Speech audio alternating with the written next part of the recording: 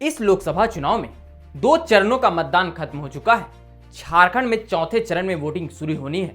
इसे लेकर सभी पार्टियां अपनी अपनी रणनीति बनाने में जुटी है। वहीं दूसरी ओर झारखंड मुक्ति मोर्चा अब बागियों के खिलाफ एक्शन की तैयारी में जुट गई है। दरअसल पार्टी के कई नेता टिकट नहीं मिलने से नाराज है। झारखंड में इंडिया गठबंधन के ऊपर चुनाव से पहले हार का बादल मंडराने लगा है।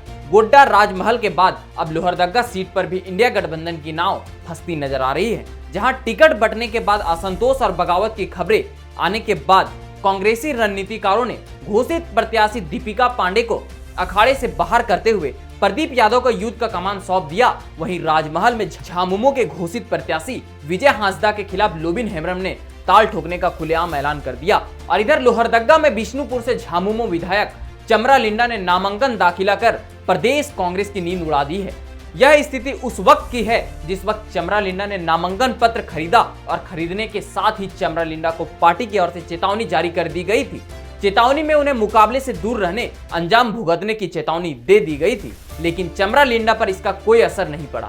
लेकिन अगर आप इसे थोड़ा नजदीकी से समझे तो चेतावनी देने का सबसे बड़ा कारण आदिवासी वोटरों का होना है। यहाँ आपको एक बात समझना होगा, लोहरदगा लोकसभा क्षेत्र में लगभग 60% आबादी आदिवासियों की है। इसके बाद अनुसूचित जाति की आबादी है, साथ ही अन्य पिछड़ी जाति और सामान्य जाति की भी आबादी है। कुल मिलाकर देखा जाए तो लोहरदगा लोकसभा सीट में आदिवासी वोटर ही निर्णायक होते हैं। यही कारण है कि आदिवासी वोटर पर सबकी नजर है। सभी पार्टियां आदिवासी वोटरों को साधने की कोशिश कर रहे हैं और ऐसे में चमरा लिंडा का इस सियासत में एंट्री के बाद दोनों पार्टियों के लिए टेंशनें बढ़ गई है। इसकी सबसे बड़ी वजह चमरा लिंडा का आदिवासियों से एक मजबूत जुड़ाव होना और दूसरा कारण लोकसभा चुनाव में चमरा लिंडा 3 बार मैदान में उतरे हैं, जिसमें 1 बार दूसरे स्थान पर रहे थे और 2 बार वह तीसरे स्थान पर रहे थे।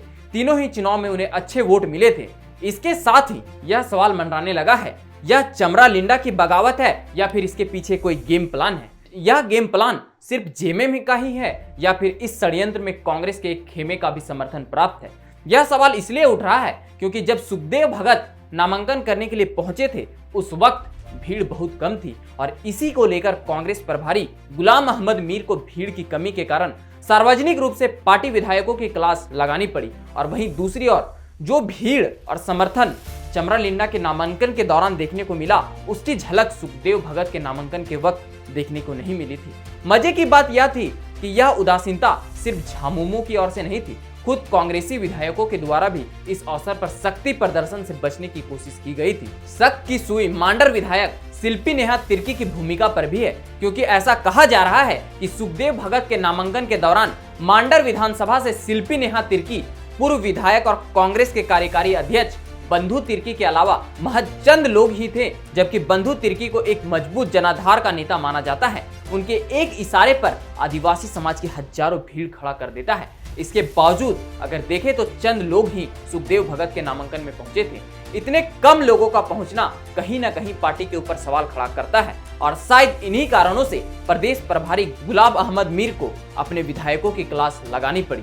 इस हालात में सवाल खड़ा होना लाजमी है कि आखिर लोहरदगा में चल क्या रहा है। एक तरफ पार्टी चेतावनी पर चेतावनी जारी कर चमरा लिंडा को अखाड़े से दूर रहने की औपचारिकता पूरी करती दिख रही है, वहीं दूसरी तरफ बंधु तिर्की का यह उदासीन रवैया कुछ संकेत तो जरूर बयां कर रहा है। हालांकि पार्टी के सूर ताल के साथ अपना सबर मिलाते हुए बंधु तिर्की सार्वजनिक मंचों पर यह दावा जरूर कर रहे हैं कि लोहरदगा में चमरा लिंडा का कोई फैक्टर नहीं है, लेकिन हर कोई जानता है कि सियासत की डगर इतनी आसान नहीं होती है। लेकिन कहीं ना कहीं देखे तो बंधु तिर्की भी लोहरदगा से अपनी बेटी शिल्पी नेहा तिर्की को अखाड़े में उतारने को इच्छुक थे, लेकिन उनकी मांग और सलाह को दरकिनार करते हुए पार्टी ने सुखदेव भगत को अपना प्रत्याशी बनाया है। इसके पहले जलेश्वर महतो के साथ मिलकर बंधु तिर्की ने रांची सीट के लिए रामटहल चौधरी की बैटिंग भी की थी, लेकिन पार्टी के आलाकमान तब भी उस सलाह को दरकिनार करते हुए पार्टी में सुबोध कांत सहाय की बेटी यशस्विनी सहाय पर दाव लगाने का फैसला किया।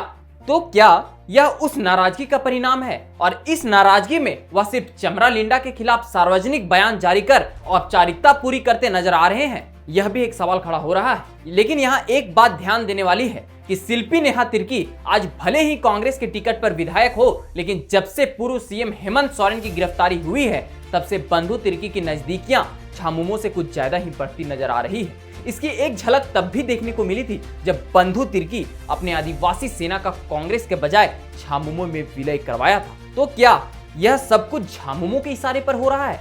क्या झामुमो कांग्रेस को सबक सिखाने के मूड में है, या झामुमो इस स्थिति को इस हद तक ले जाना चाहता है कि कांग्रेस खुद ही लोहरदग्गा से अपना हाथ खींचने पर मजबूर हो जाए? दरअसल इस शंका के पीछे कई मजबूत तर्क हैं। दरअसल 2009 के मुकाबले में चमरालिंडा ने निर्दलीय मैदान में उतरकर कांग्रेस के घोषित प्रत्याशी रामेश्वर उरांव को तीसरे स्थान पर धकेल दिया था, जबकि 2014 में वह तृणमूल कांग्रेस के टिकट पर वह तीसरे स्थान पर रहे थे। हालांकि एक सच्चाई यह भी है कि 2019 में सुखदेव भगत ने कांग्रेस के टिकट पर 3,61,232 वोट पाया था, लेकिन इतना वोट आने के पीछे का कारण भी चमरालिंडा ही थे, क्योंकि वह उस वक्त मैदान में नहीं थे। लेकिन अब चमरालिंडा का दावा है कि वह उनका शुरुआती दौर था, तब उनकी पहचान सिर्फ विष्णुपुर तक ही सीमित थी, लेकिन विगत 10 वर्षों में उनकी सियासी जमीन का विस्तार हुआ है। आज पूरे लोहरदग्गा में उनकी एक आवाज पर हजारों की भीड़ जुड़ती है और इस सियासी जनाधार के बूते वह निर्दलीय मैदान में कूद कर भी भाजपा को शिकस्त देने का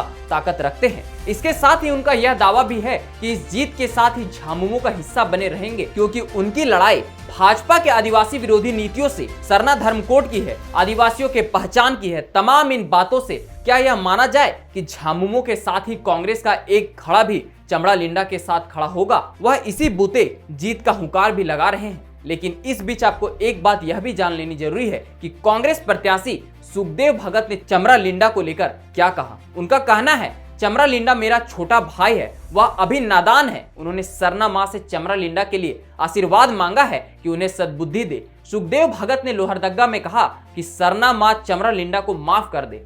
चमरालिंडा को उनके साथ खड़ा होकर उनका साथ देना चाहिए। चमरालिंडा को भी अपनी गलती का एहसास होगा और उन्होंने यह भी कहा कि यह लड़ाई लोकतंत्र और संविधान बचाने की है, आदिवासियों की पहचान और उनकी रक्षा की लड़ाई के लिए है। और अगर वह चुनाव जीत कर जाते हैं तो संसद में उनका पहला सवाल सरना कोड पर होगा। आज जो देश के हालात हैं वह किसी से छुपी नहीं है और साथ ही उन्होंने जीत का दावा भी किया है। अब देखना होगा कि आने वाले दिनों में लोहरदग्गा की सियासत में कौन सा रंग देखने को मिलता है। और बड़ा सवाल तो यही है कि क्या झामुमो चमरालिंडा को पार्टी से बाहर का रास्ता दिखाती है या फिर अदृश्य समर्थन कर उनकी राह आसान बनाती है? आपको क्या लगता है यह हमें कमेंट में जरूर बताएं। और यह वीडियो अगर आपको इन्फॉर्मेटिव लगे तो अपने दोस्तों के साथ शेयर जरूर करें और साथ ही साथ हमारे इस YouTube चैनल को सब्सक्राइब जरूर कर लें।